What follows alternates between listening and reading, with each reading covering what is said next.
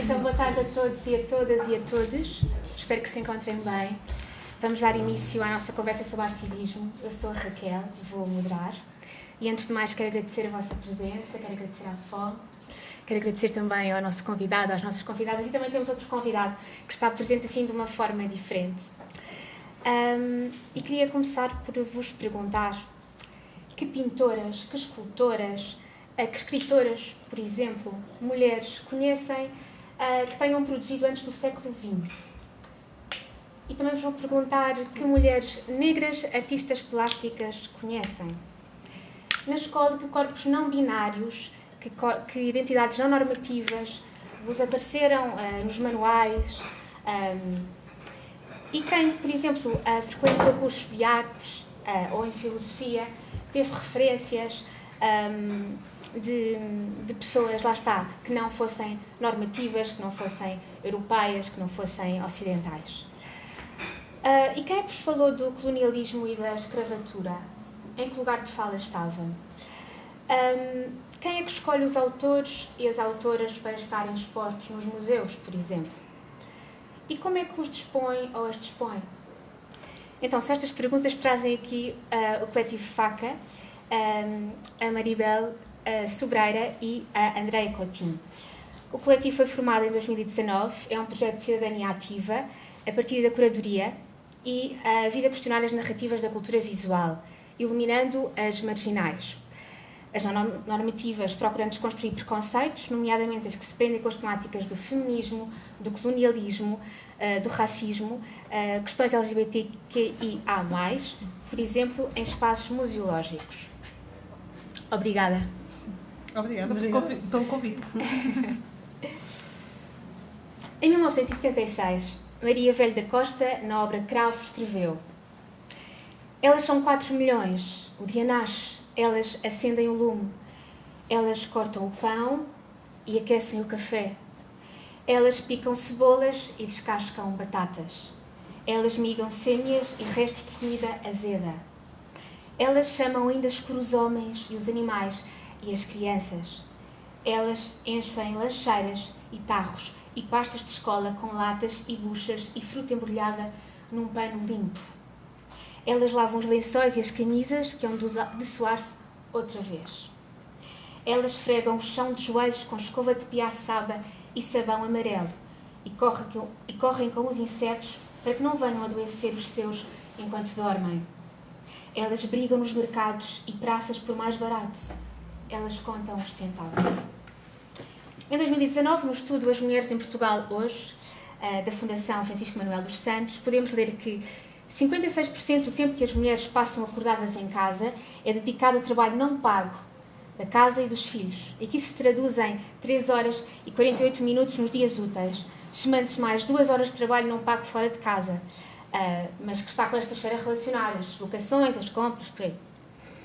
Verifica-se uma assimetria profunda no desempenho das tarefas domésticas. Em 72% das vezes é a mulher que as realiza, em 4% há apoio remunerado, e por sua vez, que por sua vez também vem de uma pessoa do sexo feminino.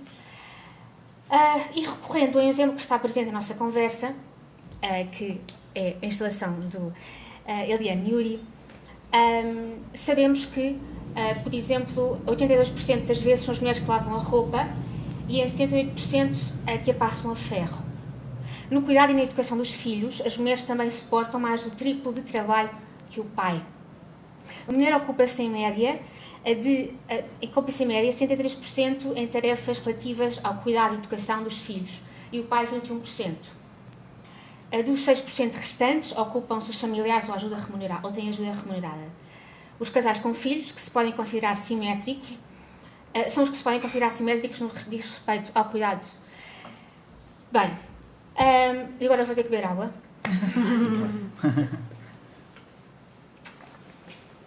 Porque são informações um bocadinho difíceis de engolir. Então, ao ritmo que a última geração evoluiu, a contribuição do homem para a execução das tarefas domésticas foi evoluindo. No entanto, faltam 5 gerações para que consigamos estar em posições iguais. Mudaram alguns utensílios entre 1976 e 2019, mas os anos são mais que as mudanças. E esta inquietação trouxe Eliane Yuri até aqui. Ian Yuri Scansino, conhecido por Eliane Yuri, é um artesão e artista visual proveniente de Cerro Sombrero, não sei se estou a dizer bem, certo, na Ilha Grande da Terra del Fuego, no Chile. É precisamente com a luz artificial que ele dá a ver as suas ideias. Mas temos também o Superlinox, que é assim uma espécie de Banksy português, e que se faz presente pela sua ausência.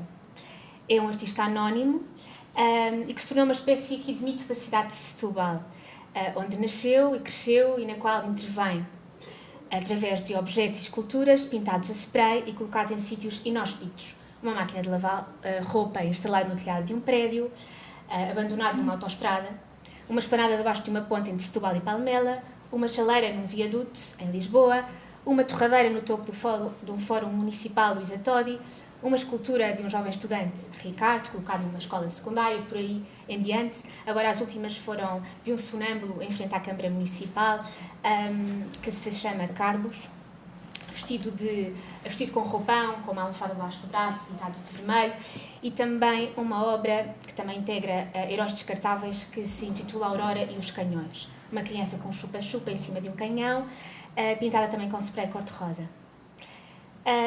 O Superlinox fez-se presente, como eu disse, mas através das suas palavras e das suas palavras em texto. E então, para não monopolizar ainda mais o discurso, eu pedi para a Maribel e a Andreia lerem o texto. Está aqui uma mosca mesmo chata. Ler o texto que ele nos enviou. É assim um texto longo, mas está muito, muito, muito bonito. A imposição do artivismo. Era uma vez um artista que acreditava na sua sensibilidade e nos seus pontos de vista sobre a vida e sobre o mundo. Uns anos antes, decidiu frequentar a Faculdade de Belas Artes de Lisboa, com a expectativa de se tornar um artista profissional. A sua passagem pelas Belas Artes, provavelmente, teria sido mais tranquila se soubesse de antemão que numa Faculdade de Belas Artes aprende-se o que foi e o que é arte, mas não se aprende a ser artista. Uma Faculdade de Belas Artes não se trata de uma fábrica de fazer artistas. A verdadeira odisseia deste artista começa quando termina as Belas Artes. Os artistas precisam essencialmente de duas coisas: de criar a sua obra e de a expor. Qual das duas será mais difícil? Em princípio, o mais difícil para os artistas seria criar a sua obra. No entanto, encontrar meios para expor a sua obra pode revelar-se uma viagem realmente medonha ou até impossível. Na verdade, a obra de um artista é a sua voz e o artista precisará sempre de um espaço para transmitir a sua voz. Sabe bem ser-se ouvido, não sabe? Para os artistas não se trata só de saber bem, trata-se de uma necessidade. Por esta razão, os artistas acabam facilmente de se tornar reféns dos espaços culturais existentes, sejam estes públicos ou privados, profissionais ou amadores, elitistas ou alternativos. Como a maioria dos artistas, este artista decidiu então fazer o que seria esperado: aparecer em inaugurações e mostrar portfólios. Portfólio aqui, portfólio ali, portfólio acolá. Quando os artistas andam a saltar de espaço em espaço a mostrar o seu portfólio, não é como se estivessem a pedir autorização para ter uma voz? Como se estivessem a pedir autorização para existir? Foi durante estes processos que este artista se depara com uma realidade pavorosa: a sensibilidade do artista, ou até a própria arte. São as coisas que parecem menos importar para todos esses processos de seleção de artistas. As oportunidades são escassas e as que surgem são, como se costuma dizer, 7 cães a um osso. O artista dá por si, embrulhado numa teia de mesquinhices e hipocrisias, enquanto se observa a perder a própria essência em prol de um sistema perverso, tóxico, distorcido, preconceituoso, viciado e cheio de inflexíveis burocracias. Vê-se desesperado ao ponto de aceitar o quase nada e de pedir uma espécie de esmola nas inaugurações de galerias e de museus importantes, com uma fé idiota de que é preciso estar sempre no sítio certo, à hora certa, com uma esperança também idiota de vir a conhecer alguém que salve a carreira. Sem hipóteses, o artista perde a motivação.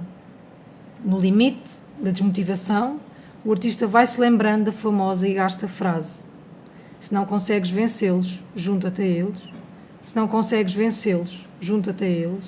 Se não consegues vencê-los, junta-te a eles. Mas o artista, cansado, recusou juntar-se a eles. Terá sido porque a sua obra era fraca ou indiferente? Terá sido encarado como um indivíduo do povo, ingênuo, a querer entrar para uma espécie de corte?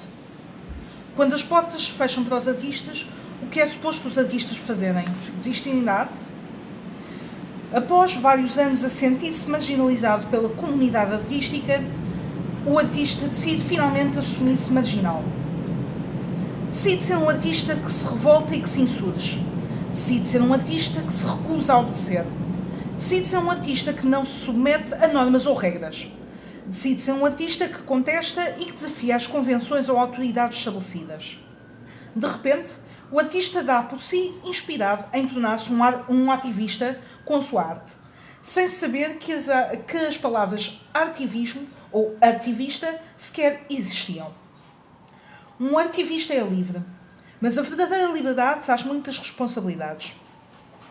Os artistas que são livres têm obrigatoriamente de estar muito atentos aos limites do que está certo e do que está errado.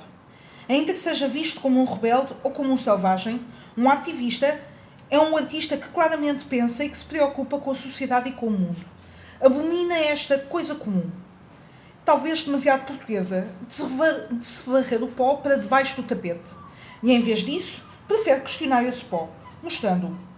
Apenas isso está ao seu alcance, porque limpar esse pó não está nas suas mãos, nem é esse o seu papel. Em princípio, nenhum sistema gostará de ativistas, precisamente por serem artistas livres e potencialmente indomáveis. Por essa razão, um ativista terá de ser um artista emancipado a todos os níveis. Não anda atrás de ninguém, nem está à espera de ser encaixado em nenhuma agenda cultural. O ativista faz a sua própria agenda. Apesar de também precisarem de dinheiro, os ativistas não se movem por dinheiro, movem-se por causas. Não só pelas suas, mas também pelas causas de outras pessoas e do mundo. Geralmente o ativista atua no espaço público porque supostamente é este o espaço mais democrático, livre e acessível. No entanto, convém não esquecer que o espaço público nunca é verdadeiramente público. Ao intervir no espaço público, a obra do ativista é direcionada para a comunidade onde é inserida, e não apenas para o denominado público especialista em arte. Os especialistas em arte ainda não reconhecem o ativismo, embora se vá vendo pontualmente algum reconhecimento público, por vaidade ou por investimento financeiro. É de louvar, mas não podemos esquecer-nos que o reconhecimento do ativismo deve estar centrado no benefício da cultura e da humanidade. Qualquer intervenção artística no espaço público, autorizada ou não autorizada, é sempre política. Quer o artista tenha ou não consciência disto. Quer o artista tenha ou não essa intenção. E assim nasce o Super Linux. Um artista que se viu obrigado a usar o espaço público como um palco para a sua escultura, não por opção, mas por imposição. Setúbal, 13 de julho de 2021, Super Linux. Obrigada pela vossa leitura. Então, começámos sabendo o que é o tema para Super Linux, o tema ativismo. Mas eu gostava também, para nós estabelecermos aqui uma plataforma conceptual, o que é para cada um e cada uma ativismo. Vou começar por ti, Andréa. Então, ativismo é assim, eu acho piada a palavra porque é um conceito não conceito. Estava aqui a pensar, porque estou a pensar na palavra inglesa, no misnomer. Porque a arte para mim a arte é sempre política.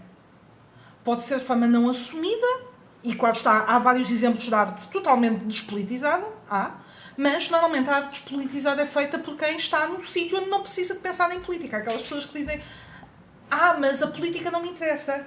Porque são pessoas que todas as coisas à sua volta, inclusive o panorama social e político, foi desenhado a pensar nelas especificamente. Então, sempre que nós temos arte que fala não de uma universalidade de experiências, e sim de várias experiências do mundo, temos ativismo, porque, de certa forma, é arte. Ou já está, em muitas vezes, já está inscrito dentro do panorama artístico como arte institucional ou não. E lá está, isto aqui, o limite da arte institucional, isto aqui é todo um mar, todo um pantanal de coisas, porque lá está, agora estava aqui a pensar em situações de artistas da street art que passam a ser artistas institucionais, artistas políticos que foram presos e que de um momento para o outro o trabalho deles, porque é importante no momento em que vai ser revisitado, passa a ser arte institucional, e há vários casos disso. Há vários casos de artistas da rua e artistas de espaços supostamente marginais ou de espaços democráticos, como o Super Linux fala da questão da rua, e que é uma coisa que a Maribel também tem andado a trabalhar, o espaço da rua, como é que nós vivemos o espaço da rua, como pessoas pensantes, críticas que existem dentro desse espaço cívico, e que, dependendo das perspectivas e do período em que nós estamos, algo que pode ser considerado artivismo e algo da marginalidade passa a ser institucional e passa a ser um matter of fact, um facto. Lá está, e é engraçado por causa das perguntas que tinhas na introdução, foste fazendo perguntas ao público, eu estava, ok, temos estas pessoas, temos aquelas pessoas, e que várias destas pessoas que me vinham à cabeça durante séculos foram apagadas, e que agora, por exemplo, estava aqui a pensar no caso da Artemisia Gentileschi, que é uma artista do maneirismo, uma artista italiana do maneirismo, que nunca teve uma exposição até ao momento em que a Tate virou-se e disse: por acaso mulheres artistas... Porque não? Sim, exato, porque não? Por acaso mulheres artistas do maneirismo e do barroco não temos muitas, há algumas coisas, mas nunca fizemos exposições. Vamos lá ver quem é que podemos pegar. E vão fazer uma exposição monográfica enorme do trabalho da Artemisia Gentileschi, ao ponto de irem à procura de trabalhos que praticamente nunca viram a luz do dia, ou que não veem a luz do dia porque muitas vezes estão em arquivos dentro dos museus. E lá está, isto para falar de um caso de N casos. E então, esta ideia do artivismo, por um lado, é esta ideia de uma arte altamente politizada, de uma arte que tem sempre um princípio, e que tem sempre um princípio para falar, não quero dizer falar às massas, mas para poder transmitir algo muito específico às massas. Mas há vários grupos de artistas institucionalizados desde o início, ou não institucionalizados, quero dizer, institucionais desde o início ou não, que já o fazem. E então, lá está, há aqui um limite do artivismo, para mim, que já salta diretamente para o mundo da arte, daquilo que nós consideramos a arte do museu, a arte da galeria e o espaço institucional. Não sei se estou a responder ou não, porque lá está, o artivismo existe como coisa e conceito, mas para mim também já transpira muito para aquilo que é arte, sem ter de ter obrigatoriamente o nome artivismo. Mas lá está, isto aqui também eu estou a falar de dentro, tendo uma experiência de trabalho dentro de espaços institucionais. Porque, por exemplo, presumo, tendo amigos ilustradores, tendo amigos da street art e tudo mais, que eles vão se virar e dizer: calma aí, não é bem assim. E que, então, lá está. E que aí teria de fazer um reframing à minha maneira de ver, mas vindo do espaço institucional, lá está, é uma fronteira que é muito difusa. Há vários níveis de radicalismo na Exato, ação, não é? exatamente, há vários níveis de radicalismo, e lá está, e há pessoas dentro do artivismo que recusam-se a estar dentro dos espaços institucionais. Isso também é totalmente legítimo, porque todos os espaços são institucionais, todos os espaços são construídos, por isso, para mim, todos os espaços são institucionais. De certa forma, não sendo, mas pronto. Não querendo dizer, não sei tanto. Agora a nível aqui é rir e dizer: talvez não. Obrigada, Andreia. Maribel, gostava muito de te ouvir. Bom, André já disse algumas questões, não? E uma questão podemos iniciar é a própria palavra ativismo, não é? Que traz uma ideia de ativar qualquer coisa, não é? E traz uma ideia de ativar uma mudança. E essa mudança pode ser feita de determinadas maneiras, daí eu ter falado destes níveis de radicalismo, não é? Pode haver um nível de radicalismo muito mais suave, que é um pouco o que o Coletivo Faca faz, não é? Porque nós trabalhamos com instituições museológicas já com um determinado peso e não podemos ir para lá partir as coisas, não é? Portanto, ou seja, o radicalismo aqui tem que ser muito mais suave, mas tem que ser no sentido de tentar passar a mensagem, não é? Como, por exemplo, falar de artistas que não são muito falados ou de episódios de artistas que não são muito falados, como uma entrevista do Andy Warhol, que na altura em que o Andy Warhol dá essa entrevista é suprimida a parte em que ele se assume como homossexual, por exemplo, isto na década de 70, 80, estas coisas não são faladas, não é? Quando se fala do trabalho do Andy Warhol, muitas vezes no contexto da mediação cultural, porque é nesse contexto que nós trabalhamos. Estas coisas são muito passadas ao lado, não é? Trabalha-se muito a questão da influência gráfica no trabalho do Andy Warhol, etc., de ter criado a Factory, mas depois estes pormenores não são muito falados, ou, por exemplo, com o Francis Bacon. E o nosso trabalho, como Coletivo Faca e também a nível individual, é muito esta questão de ativar o pensamento crítico, não é? Porque ele tem que ser feito de alguma maneira, de uma forma mais radical ou não, esta ativação tem que ser feita, não é? E cada um de nós, ao fazer este ativismo, falo para públicos completamente diferentes, não é? E tem a sua importância também, não é? Os grupos, se calhar, da street art e se calhar os grupos com um ativismo mais anarquistas são importantes para pressionar e para fazer a mudança, não é? Para pressionar e fazer com que as instituições também mudem, para pressionar e fazer com que estes temas sejam agora falados. Só no século XXI é que em Portugal estamos a ter uma conversa assim super aberta sobre estes temas.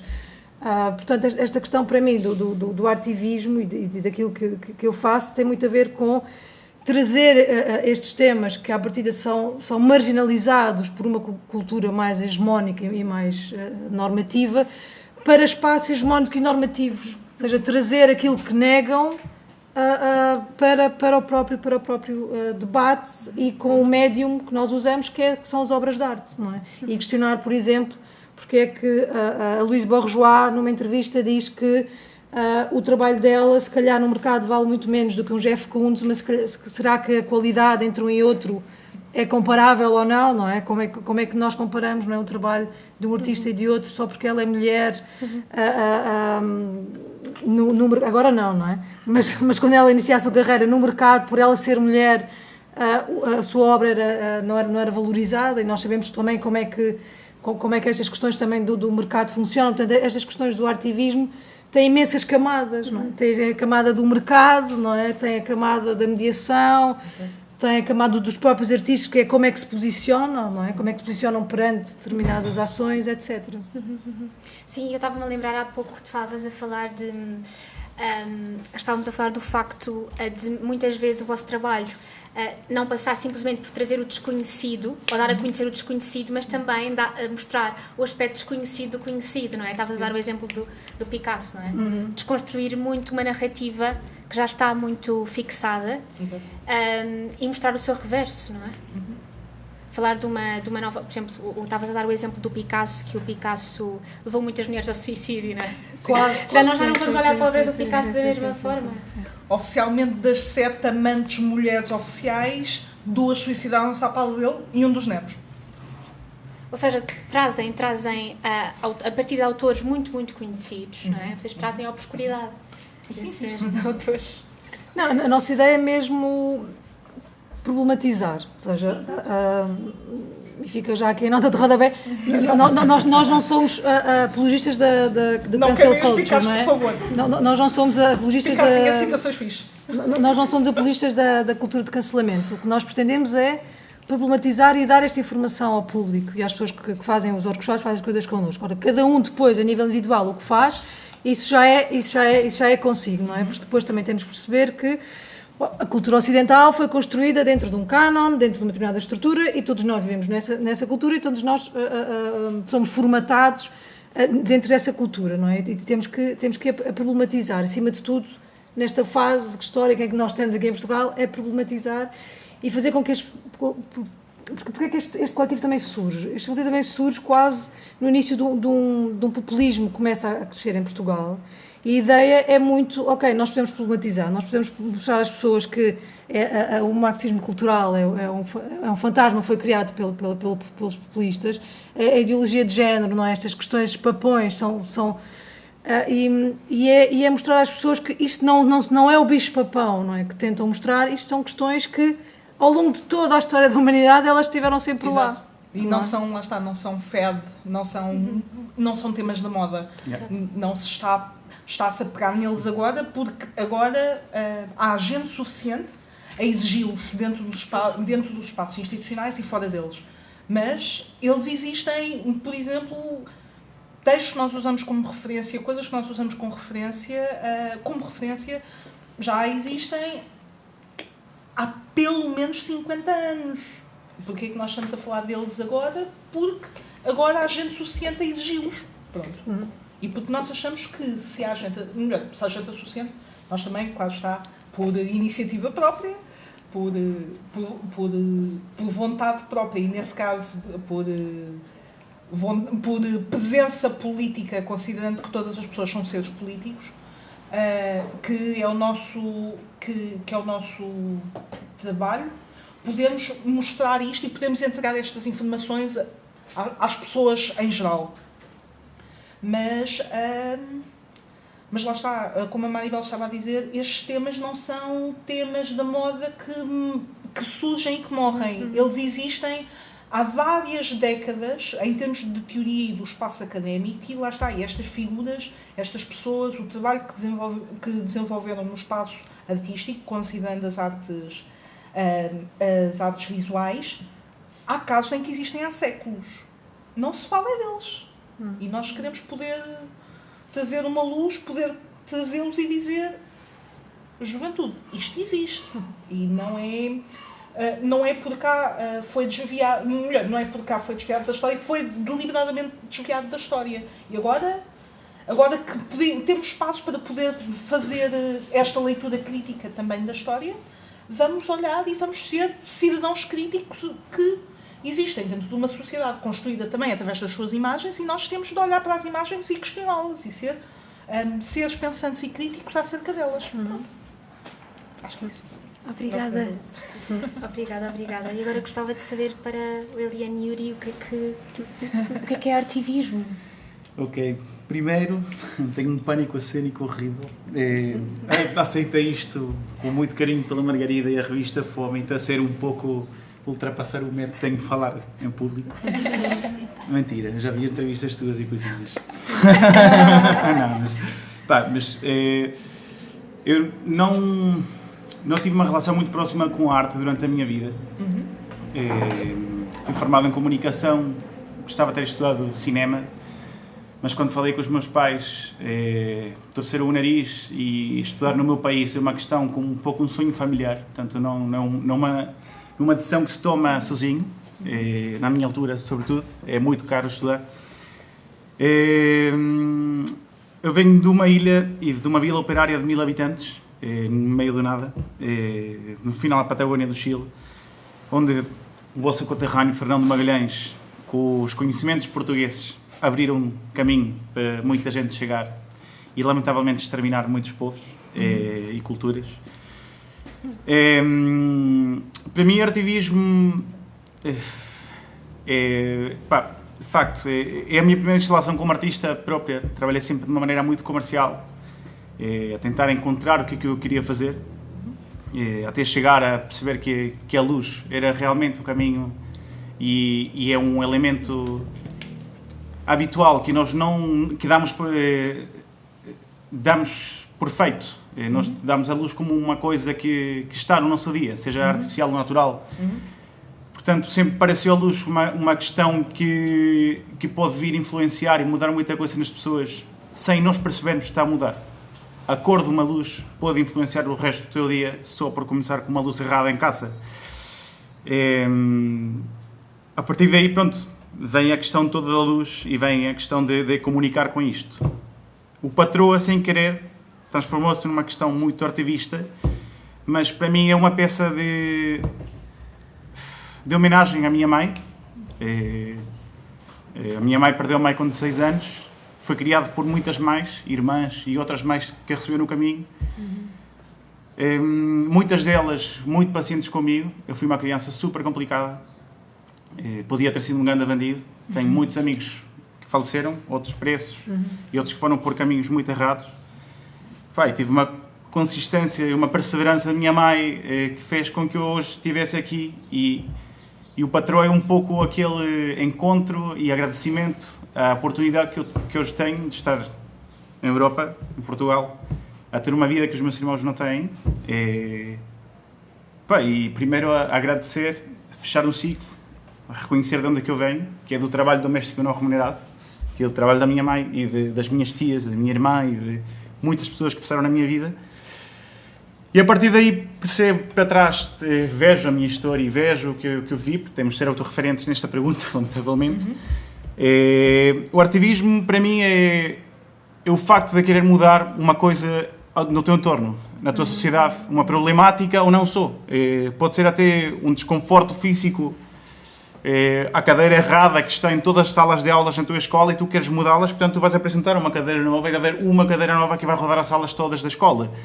E que vai passar por todos os alunos para perceberem que aquilo é o mais confortável para todos e toda a gente vai querer aquela cadeira no final e vamos lutar por ter aquela cadeira. Para mim, o ativismo é aquele ato de querer mudar alguma coisa à tua volta. Os festivais de teatro de autogestão que levaram a cultura para as nossas terras quando ninguém levava teatro. A questão, é o querer entregar o que tu tens aos teus que não o têm. Querer, mais do que dar voz, é conseguir mostrar os que estão ao teu lado que é possível fazer coisas diferentes. Que não é preciso ter um emprego de 30 e 40 anos, é que podes mudar de país, que podes mudar de coisas, que vai ter sacrifícios muito pesados, mas que é possível fazer. O ativismo fez-se presente na minha vida de muitas, muitas maneiras. Como falava, com pessoal que saiu da minha escola, F-41, Cerro Sombreiro, que tem o nome de avião de guerra, como todas as escolas públicas do Chile, e chegavam alunos que tinham estudado lá há 20 anos e estavam num estúdio de Hollywood a fazer efeitos especiais para o Terminator e a fazer a mecatrónica, e tu tinhas 10 anos e 12 anos, percebias, ok, mas como é que ele conseguiu isto, como é que ele fez isto? Para mim, esse ato já é ativismo. É o facto de levar informação que não consegue chegar a pessoas que não têm como receber. Não passa só pelo facto de tomar o espaço público, como dizia a Andreia, não é? Andreia, sim. Os nomes são horríveis. Não faz mal. Para mim é verdade, os espaços não são públicos, os espaços são institucionais, os espaços não são nossos, não é? São de alguém que gera isto tudo, seja um Estado, seja uma empresa, como era o facto onde eu vivia, que era uma vila operária, que uma empresa do Estado geria o que nós recebíamos, mas os nossos pais mexiam-se ao máximo para nós termos, uma vez por ano, um concurso de fonomímicas e os miúdos todos iam imitar os artistas famosos e fazer este show todo, e hoje em dia metade deles são grandes diretores de teatro, são atores muito conhecidos na Europa, que o facto de muitos amigos estão cá hoje em dia a dar voltas por aí algures. Vejo o ativismo não só como o facto de fazer uma peça e colocar e querer criar um debate na sociedade, um debate entre as pessoas, mas sim como, novamente, pegar a informação que não está, ou que está muito pouco visibilizada, e entregar ou dar a possibilidade de que alguém consiga pensar que também pode fazer o mesmo. E a questão da arte, o que é arte, não é? É uma pergunta constante de quem trabalha com artistas ou quem está na produção. Quem é que faz arte? É o artista que cria ou é o produtor que faz a peça? o artesão que faz a peça. Então há muitas perguntas tipo, que se vão criando ao longo da tua vida e da tua carreira, seja qual for, seja como artista ou simplesmente como assistente de um artista, como assistente de um produtor, de um artesão. Mas vejo o ativismo como o ato de querer fazer algo diferente num sítio em que muitas vezes não é possível fazer essa diferença. Falo dessa experiência. Estou há 10 anos em Portugal, tenho conseguido adaptar muito bem, tenho conseguido aprender a vossa língua de maneira quase correta. Às vezes mando uns erros mesmo a sério, mesmo fortes, mas pronto, olha, sempre não sou português e toda a gente se ri. Mas eu acho que o ativismo é a capacidade também de conseguir adaptar os estímulos que tens à volta para os teus pensamentos, ideais e valores, e como é que consegues expor isto, seja numa peça, seja num texto, seja num poema, numa música. Pronto, e vem aí um pouco o que estavas a falar sobre como é que depois cria-se a institucionalidade do ativismo, não é? Como o hip-hop, o rap vira com um grande Master Flash a fazer só uns quantos toques de música para a malta poder dançar, alguém percebe que não, estão a acontecer coisas e põe-se a cantar por cima, e o que está a acontecer hoje em dia com o trap também. Muita gente olha muito mal para muitos estilos de música, de dança, de teatro, o que for, e afinal são só resultados de marginalidades, de afastamentos, de institucionalidade, de querer deixar pessoas de fora, não é? De fazer os grupos. Então acho que o ativismo é o todo para todos, não é? Todos, neste caso. Vejo desta maneira. Acho que o ativismo é realmente conseguir pegar numa coisa, no vosso caso, numa informação que quase ninguém tem, e pô-la na mesa. Mano, aqui está aqui. Vejam vocês o que é que querem fazer com ela. Exato. Querem fazer uma peça a partir disto, saber que o Picasso levou-se filho de outras pessoas. Querem nunca mais comprar um Picasso, se tens o dinheiro. Ou não ir a museus onde está o Picasso a ser exposto. Percebes? Há muitas opções. Mas está-se a dar a opção, a informação para as pessoas que nunca tiveram a informação antes de tomar uma decisão. Isso para mim é ativismo. Acho que está aí a minha resposta. Posso dizer que não tinha jeito para falar em público.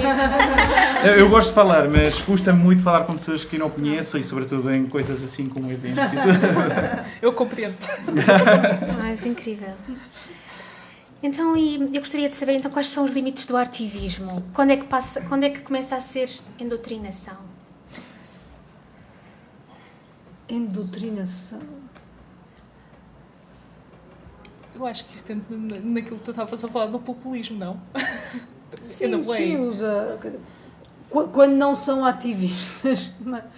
A usar, ou seja, quando o sistema se apropria de determinadas linguagens, de determinadas ações, não é? Da tal cadeira, não é? E depois a reproduz em quantidades, não é?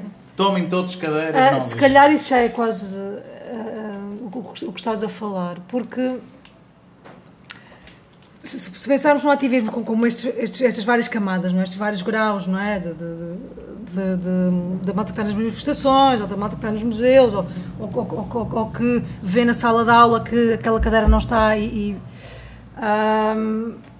às vezes é necessário essa espécie de repetição e de mantra, não é? Que a doutrina, para as pessoas perceberem, ou seja, também às vezes é necessária essa repetição.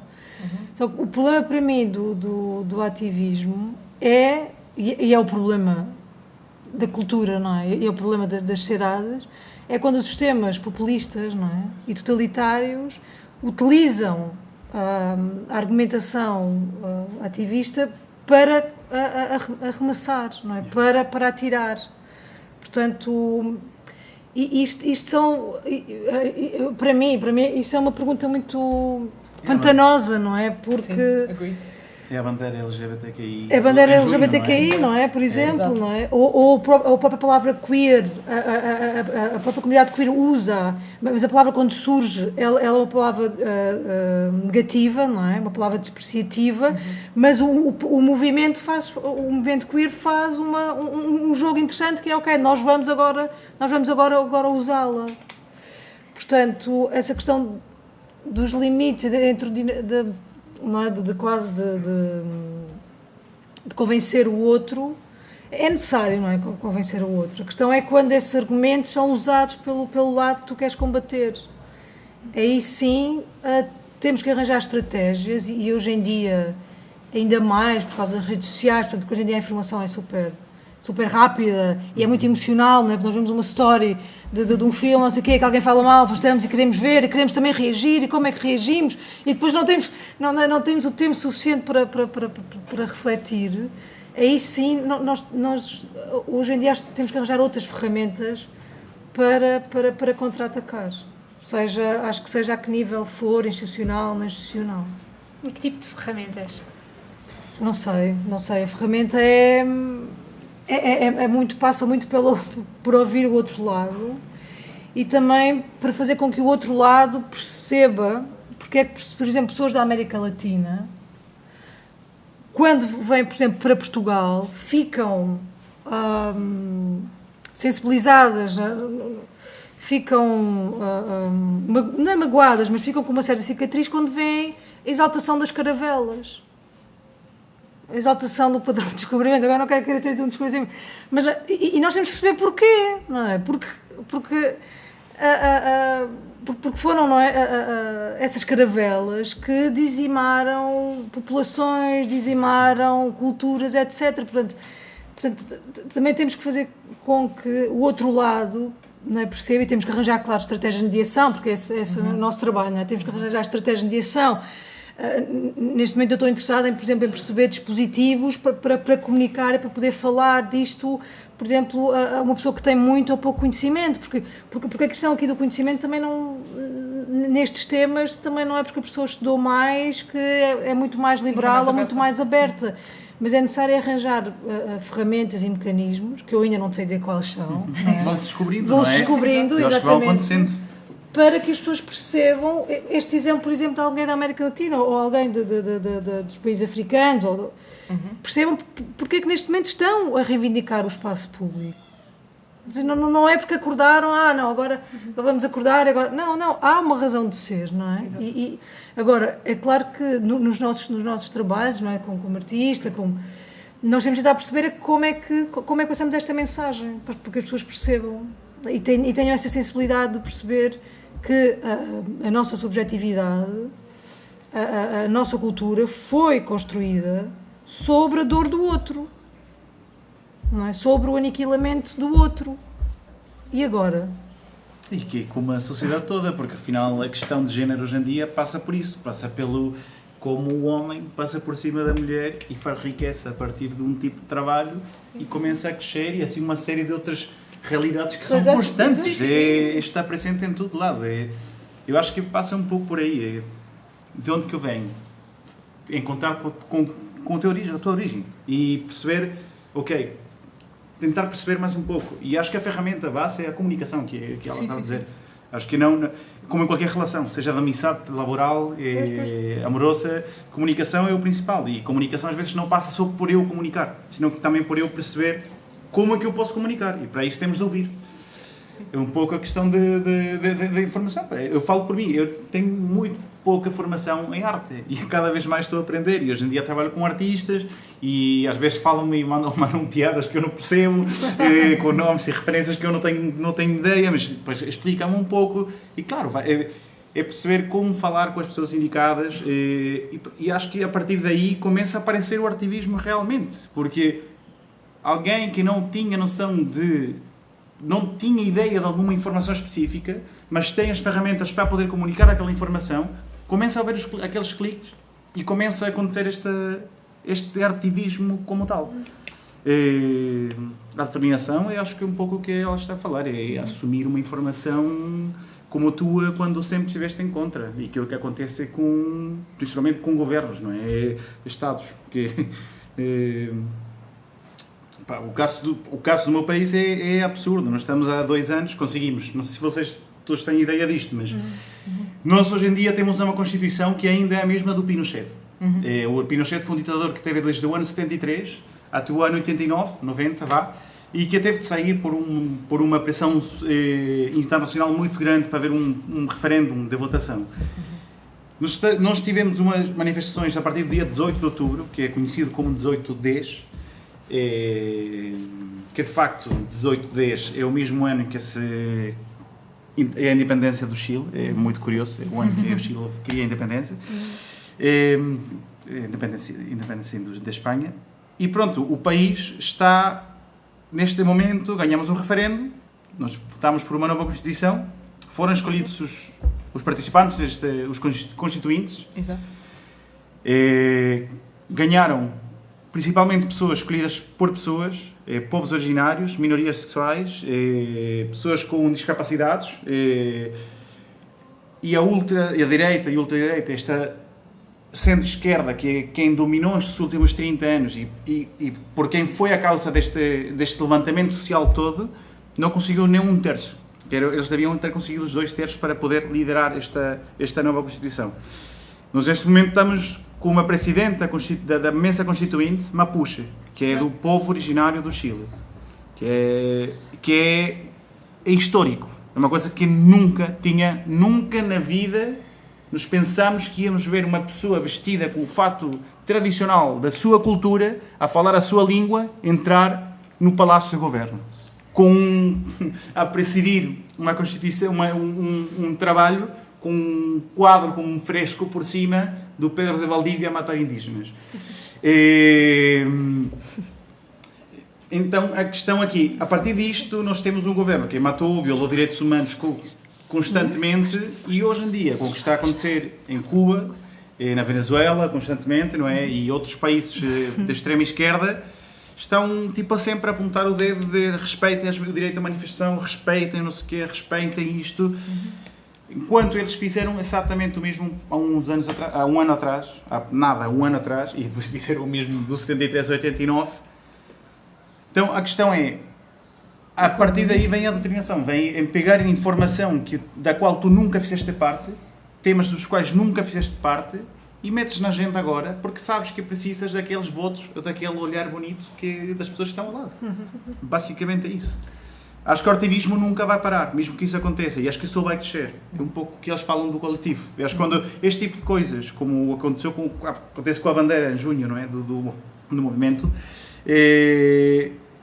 só ajudam para isto aumentar. Eu acho que é quase tipo um tabuleiro para pôr os temas ainda mais sobre a mesa. E, de alguma outra maneira, também ajuda, não é? Ajuda em tirar temas, colocar temas na mesa, mas ao mesmo tempo é sempre aquele pé atrás de ok, eu vou usar a plataforma, mas não te vou dar a mão para subir contigo na plataforma, que é são coisas completamente diferentes. Então acho que a doutrinação passa um pouco por, o doutrinamento passa um pouco por pegar em temas que não te corresponde pegar. E um pouco acontece com o patroa, tipo, já tive esta conversa com amigas, eu sou muito amigo da Vale, das Piteadas, do coletivo feminista, e temos tido conversas, porque outra vez fico um pouco aceso até à conversa, mas é tipo, eu não quero dar voz, percebes? Isto é um trabalho pessoal, biográfico, para a minha mãe, é uma homenagem que deu agora uma cena muito sobre a questão de género, mas ao mesmo tempo tem-me ajudado para abrir o tema em conversas com amigos que nunca puseram isto, amigos com 27, eu tenho quase 35 anos, dos 27 aos 34 anos, que nunca colocaram este tema sobre a mesa. Nunca colocaram a questão de eu ajudo em casa. Não é um adulto funcional, eu ajudo em casa, que é uma questão completamente errada. Não é? Nós somos adultos funcionais. Se uma mulher não estiver ao teu lado, o que é que tu fazes? Cozinhas, lavas, passas a ferro, arrumas a casa, limpas a casa, pagas as contas. Então, e mesmo falo por mim, eu não sou o homem perfeito, a minha companheira está por aí alguns, mas tento trabalhar constantemente. E acho que este comodismo não é só dos homens, é geral. A questão é que o chip também é marcado para a mulher. Está incutido, está na sociedade, está na comunicação, está na música, está no cinema, está em todo lado. Até os próprios concursos de beleza, não é? Que a própria daquela estão finalmente a mudar. Olha, o tema importante sobre a doutrinação é a questão do desfile da Vitória Secret. Sim, da Vitória Secret. Da Vitória Secret, exatamente. Que é The Angels. Já não vão haver aqueles modelos todos da Sara Sampaio, já não vão estar. Vão ser corpos normais, pessoas que têm reconhecimentos literários importantes, triunfos desportivos importantes. Isto foi anunciado este ano. Sim, melhor, foi anunciado há um mês.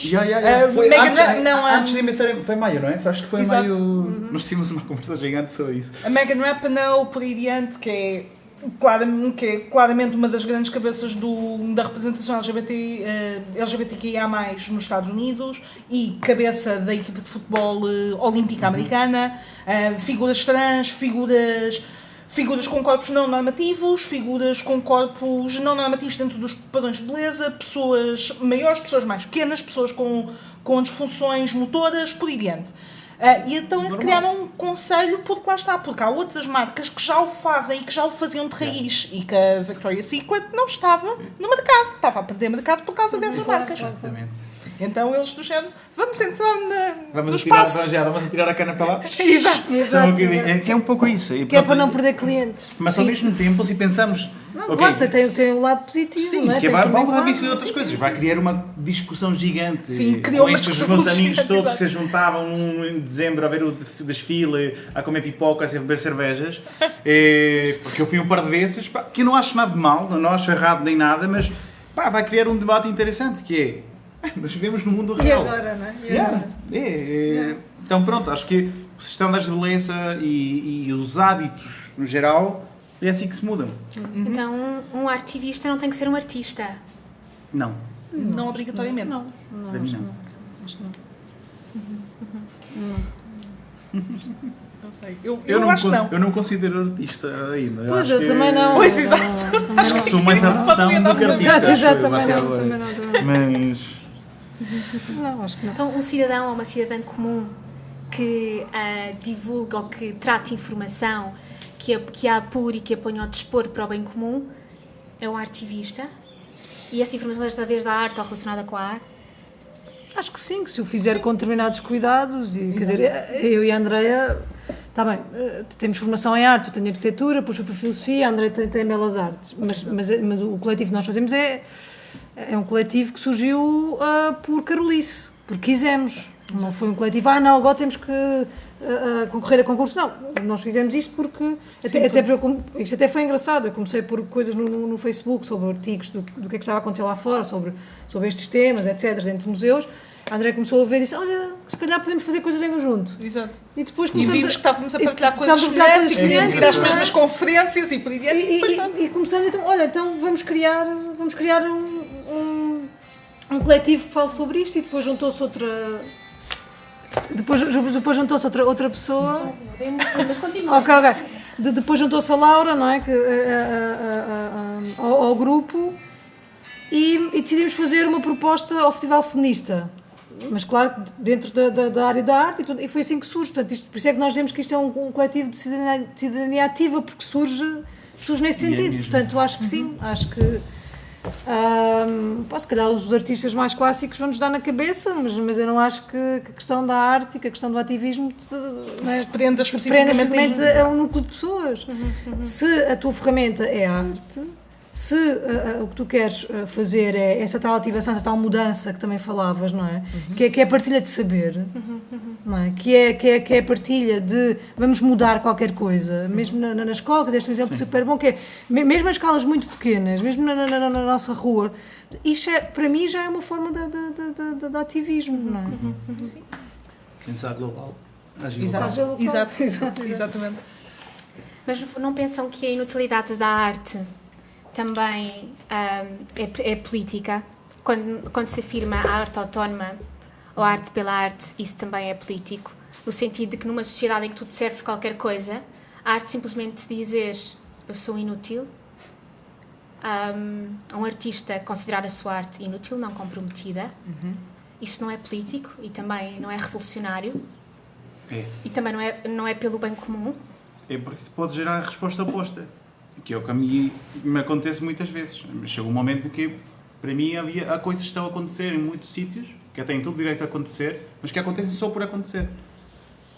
Às vezes com dinheiros públicos, às vezes com espaços que podiam ser muito melhor aproveitados, e é tipo, se eles estão a fazer isso, eu quero fazer algo que se calhar diga mais um pouco E acho que pode gerar a resposta completamente do outro lado. Portanto, acho que tudo pode... Hoje em dia, eu acho que todos os atos são políticos. Acho que Sim, era isso que eu ia dizer. é político. Sim, mesmo a mesma arte considerada inútil, não é? Que não tem um propósito, Sim. não é? Quer dizer, Diz. toda a arte tem um propósito. Aí está. Não é? Mesmo os artistas que trabalham de uma forma politizada, o que é que isto quer dizer? Ou mesmo o Mondrian, não é? Que é só figuras geométricas, e que isto é muito mais que só figuras geométricas, não é? Portanto, há um propósito, que é dar a ver. Agora, dar a ver o quê? Isso depois depende da posição, do posicionamento de cada artista, não é? Dar a ver o processo de visão, dar a ver mulheres que não são conhecidas. Portanto, para mim, acho que toda a arte tem esse propósito, não é? Porque esta questão da arte pela arte tem muito a ver com a questão da arte que fala para si própria, não é? E a partir das suas próprias ferramentas. Portanto, ainda bem que a arte é inútil, no sentido em que a colocas, porque é a partir dessa inutilidade que nós estamos aqui a falar, não é? Portanto, e é como dizes, que tem um contraponto, ok, aquele artista não se quer posicionar, ou mesmo não se posicionar, está-se a posicionar, não é? Porque quer dizer, também nós não temos de estar todos aqui a falar do mesmo, não temos de estar todos formatados, não é? A falar da mesma questão. Mas pode surgir esta contra-resposta, que é, eu não quero isto. Eu não quero ir por esta linha, eu quero ir por outra linha e quero descobrir uma outra linha. Não é? Portanto, este diálogo das ações tem esse lado positivo. Portanto, eu acho que ainda bem que a arte é inútil nesse sentido. Sim. Como é que se chama o artista português que faleceu? Um plástico que faleceu há 2 meses ou 3 meses? O José Sarmento. Eu vi uma entrevista dele, eu conhecia muito pouco dele, para variar, conheço muito pouco dele nos artistas, e foi curioso, ele numa entrevista diz, eu não faço isto para ninguém, eu faço isto para mim. E ele responde a isto de uma maneira, e isso, acabas também por ter uma postura. Sim. Mas acho que aquela forma e aquele estilo, porque afinal também cria-se estética, não é? E aquela estética vai acabar por influenciar outra pessoa que se calhar sim tem um fim... Acaba por ser também, tem um fim político também, mas com outra corrente, completamente diferente. E uma coisa vai levar a outra. Acho que, sim, todo ato de arte, toda a arte é política. Sim. Também. Sendo declaradamente político ou não. Mesmo, lá está, uma declaração, a política é política por si. Também depende de quem a faz, de quem a apresenta, de onde estão e o como. E depois lá está, podem originar um ok total e ok sim senhor, tornas-te artista, porque agora estava a pensar no Duchamp e a arte só se torna arte quando o público a confirma e quando o artista passa, o seu nome passa aos anais da história, então o artista aí é de facto artista. Mas a arte pode tanto ser isso como uma contra-resposta a isso. E agora estava a pensar, porque lá está, nisso temos... estava a pensar nas Guerrilla Girls que só fazem arte politicamente engajada e que é sempre resposta a qualquer coisa que um museu ou que uma instituição artística faz. Sim, ou que não tem. Sim. Ou que está em falta. Não é? Sim, exato. Lá está, ou pronto, como a Maribel estava a dizer, de aquilo que vocês fizeram e que não foi feito de facto, ou aquilo que vocês nunca fizeram porque nunca o consideraram do vosso ponto, do vosso lugar.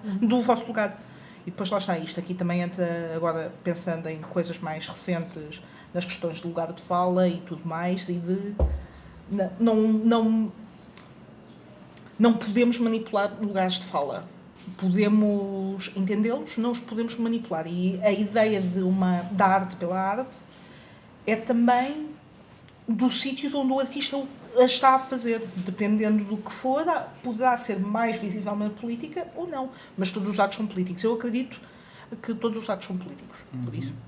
Mesmo os mais irrefletidos. Porque estamos formatados dentro de uma sociedade em que grande parte das nossas ações são dentro de uma ideia de boa cidadania, de bom isto, de bom aquilo, e que tudo aquilo que for disruptivo é de fora. Ou é mau, ou não deves fazer assim, ou não deves fazer assado, e que pronto, então isto é uma daquelas perguntas que pode ir para todos os lados.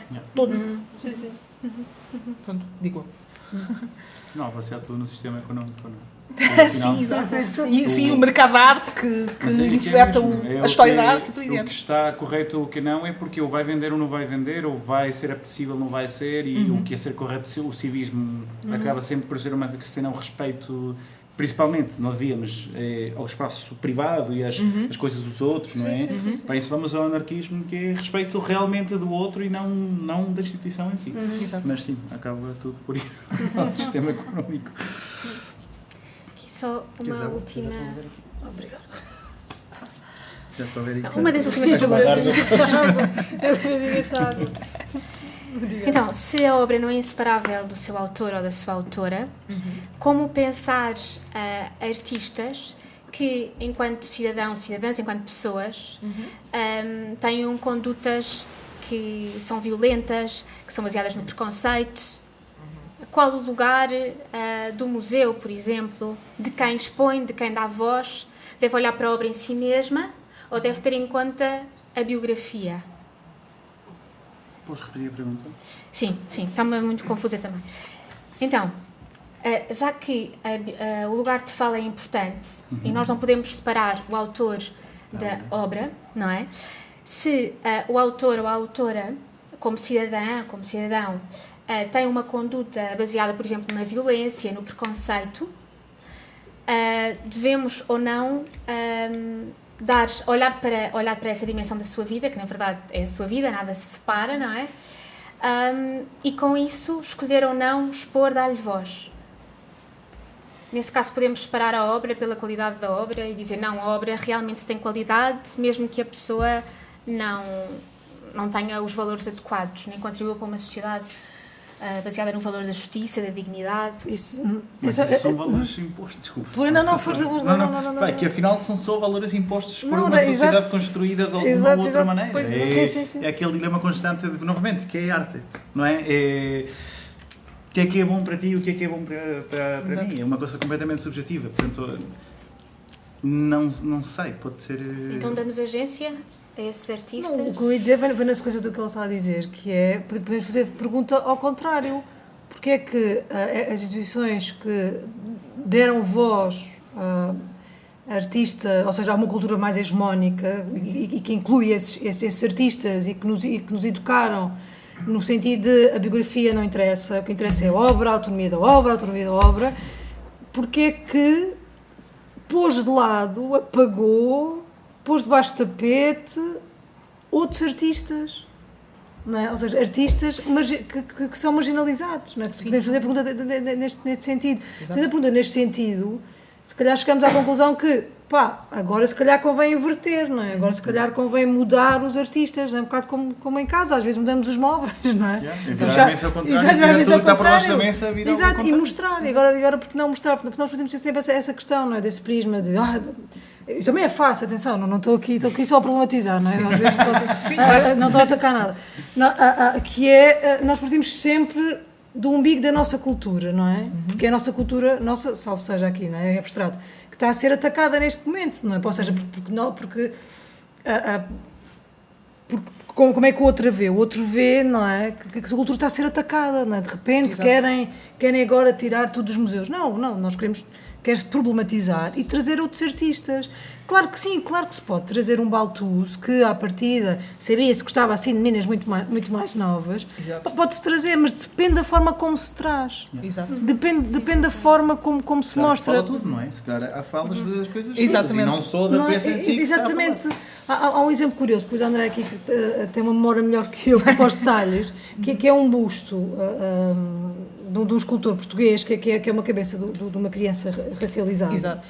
E no museu foi mostrada de uma forma que nós podemos dizer clássica e antiquada. Exato. E o mesmo busto num outro museu foi problematizada. Foi dizer que na altura este título era óbvio porque era a forma como se pensava naquela altura, mas hoje se calhar tem que se problematizar e dizer este título para os dias de hoje já não funciona tanto. E agora tu podes explicar. Sim, no caso é uma obra do Reis, não do...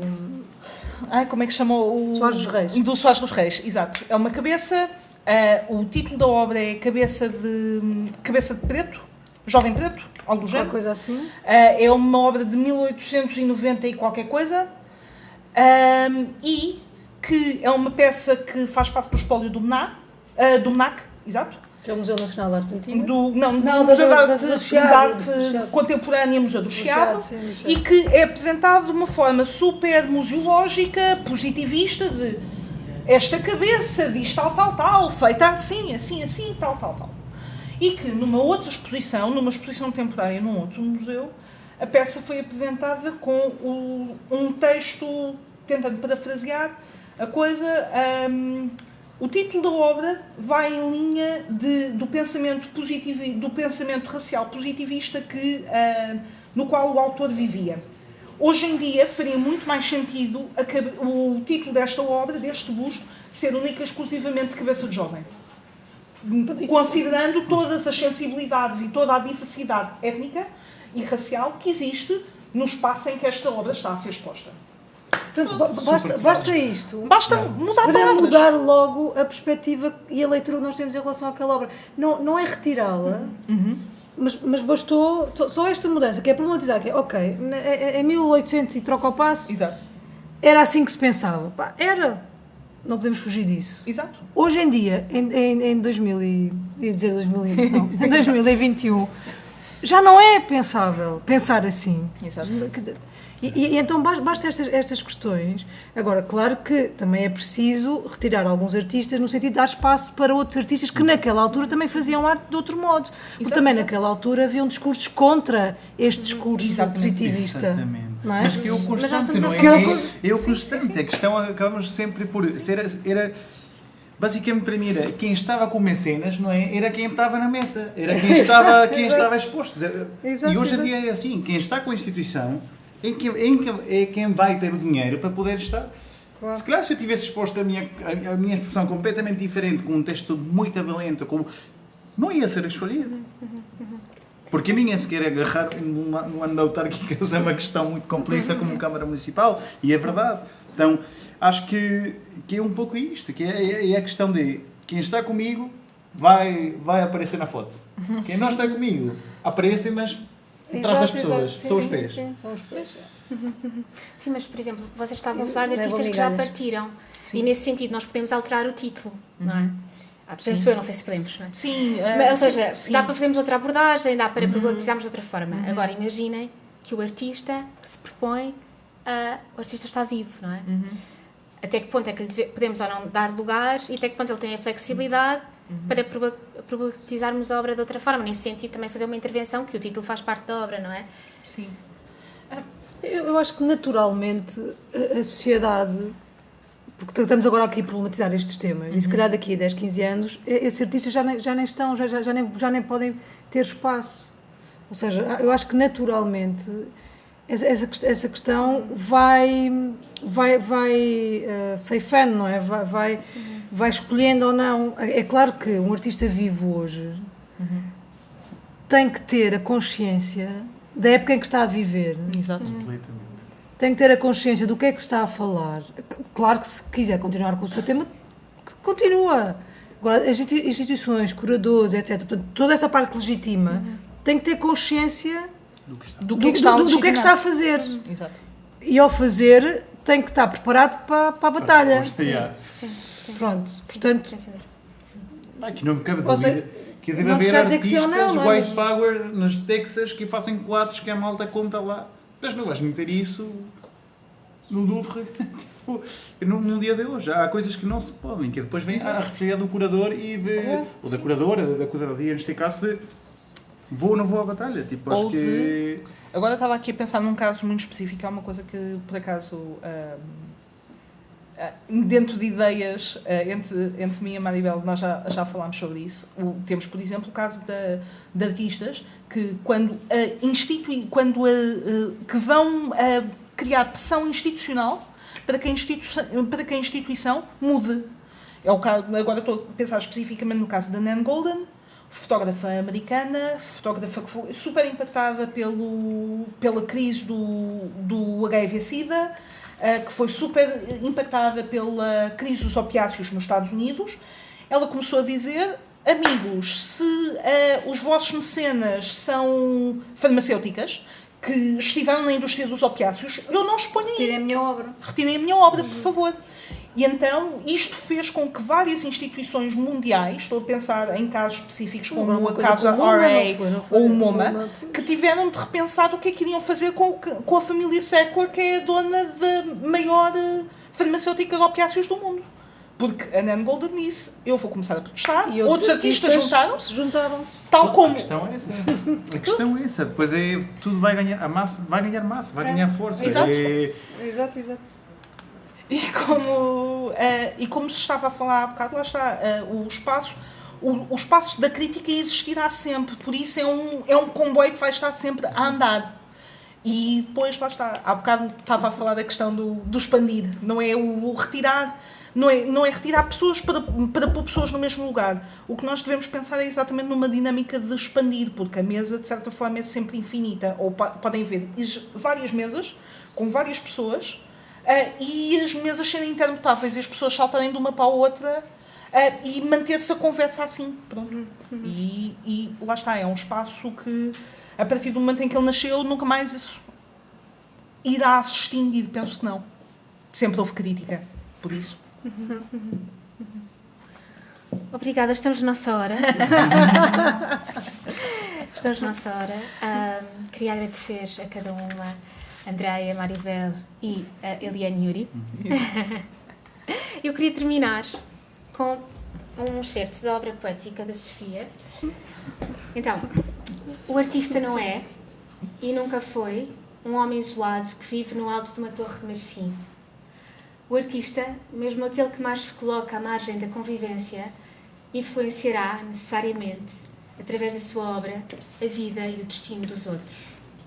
Mesmo que o artista escolha o isolamento como melhor condição de trabalho e criação, pelo simples facto de fazer uma obra de rigor, de verdade e de consciência, ele irá contribuir para a formação de uma consciência comum.